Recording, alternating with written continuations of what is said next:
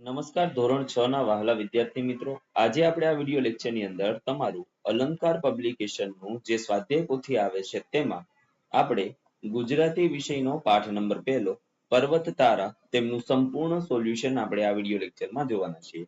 તે પહેલા એક નાનકડી વાત કે નીચે ડિસ્ક્રિપ્શન બોક્સની અંદર એક પ્લેલિસ્ટ આપેલું છે. આ પ્લેલિસ્ટની અંદરથી તમે અલંકાર પબ્લિકેશનના ધોરણ 6 ને સંબંધિત તમામ પુસ્તકો અથવા તો તમામ વિષયોના સોલ્યુશન મેળવી શકો છો. તો અત્યારે તમે તે જોઈ લેજો. જોઈએ મિત્રો પ્રશ્ન નંબર 1. નીચેના પ્રશ્નોના જવાબ માટે યોગ્ય વિકલ્પ પસંદ કરી ને ક્રમ બોક્સમાં તમારે લખવાનો છે. જેમાં પહેલું, ફૂલ ફૂલની રંગ સુગંધે તારી છે સોગાત. તો ફૂલોની સુવાસ અને રંગ એ કુદરતની ભેટ છે. બીજું, તું તરણાનો તારણહારો ઝરણાનો તું નાદ.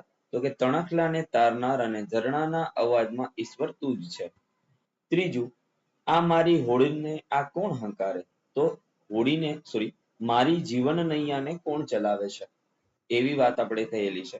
બીજું, ખોટા વિકલ્પ છે કે સાચું વાક્ય બનાવો. લોકો જુદા જુદા કામ કરીને આજીવિકા મેળવે છે. બીજું, ગુજરાતમાં દિવસે દિવસે ઉદ્યોગોનો વિકાસ થયો છે. ત્રીજું, ભગવાને સૃષ્ટિનું સર્જન કર્યું છે.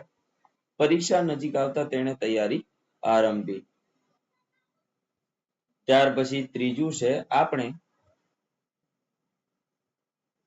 શબ્દોને લાગુ પડતા શબ્દો ઉદાહરણ મુજબ લખવાના છે. તો જોઈએ, વૃક્ષ તો વૃક્ષમાં ડાળી, ફળ, ફૂલ, પક્ષી, માળો, થડ અને મૂળ હોય. પર્વતમાં પથ્થર, ચઢાણ, પગથિયા, ઝરણા, નદી અને મંદિર હોય. આકાશમાં તારા, સૂર્ય, ચંદ્ર, સપ્તર્ષિ, નક્ષત્ર અને વાદળ હોય. નદીમાં પાણી, માછલી, છીપલા, કાંકરા, મોજા અને શેવાળ હોય. ફૂલમાં પાંખડી, સુગંધ, રંગ, મધમાખી અને ભમરા હોય. પ્રશ્ન નંબર 4 માં ઉદાહરણ મુજબ જોડો અને વાક્ય બનાવવાનું છે. તો જુઓ, 3 વસ્તુ છે, ક, એક અને અ. તો આમાં જુઓ, ક છે તો દરિયો છે. દરિયામાં બીજું વિશાળ હોય અને વિશાળને સાથે સાથે શું હોય? ખારાશ, એટલે અહીંયા આવશે ઉ. હવે સૂર્ય છે, સૂર્યની સાથે શું આવશે? આકાશ હોય અને આકાશ સાથે આવશે ગરમી. ત્યાર પછી મેઘધનુષ્ય હોય. મેઘધનુષ્યની સાથે રંગ હોય ને રંગ સાથે હશે વરસાદ. સિંહ છે, ત્રાળ હોય, કેશવાળી હોય. નદી કાંઠો હોય, પ્રવાહી હોય.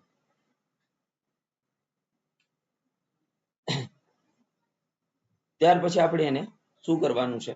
તો લખવાનું છે કે આકાશમાં સૂર્ય ખૂબ તપે ત્યારે ગરમી વધારે લાગે છે. વરસાદ આવે ત્યારે 7 રંગ વાળું સુંદર મેઘધનુષ્ય રચાય છે. કેસવાળી વાળા સિંહની ત્રાળની ભલભલા કંપી ઉઠે છે. કેસવાળી વાળા સિંહની ત્રાળથી ભલભલા ધ્રુજી ઉઠે છે. નદીના બંને કાંઠે તેનું પાણી પ્રવાહી સ્વરૂપે વહે છે. ત્યાર પછી 5મું છે, નીચેના પ્રશ્નોના એક એક વાક્યમાં ઉત્તર લખવાના છે. તો હવે અહીંથી આપણે ધીમે ધીમે સ્ક્રોલ કરી દઈએ, જે તમારે જોવાનું છે.